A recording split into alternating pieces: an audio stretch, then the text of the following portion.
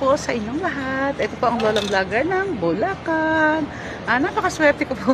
May advantage din po pala yung pagiging vlogger. Kasi po, siguro yung maleta ko na to, tig 10 kilos to. Ayan, meron pa akong hand carry bag. Pero sabi nila, ate, ikaw, yung hand carry mo ba, tinimbang? Oo. Sa Philippine Airlines po, tinitimbang po daw ang hand carry.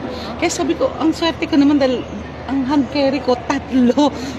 Dalawa sa akin, isa kay Bunso. Bukod pa yung maleta ko. Ang maleta ko, tig 10 kilo. Pero syempre, free promotion ng Philippine Airlines sa akin. Dahil dati nag-trending yung isang FA na pinost ko.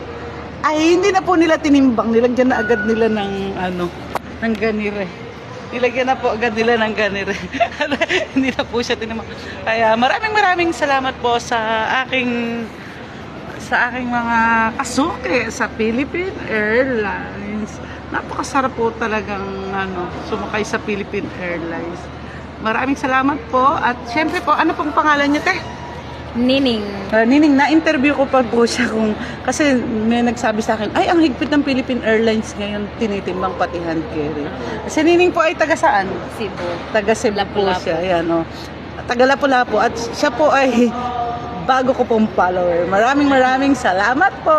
Ayan, let's go to Cebu.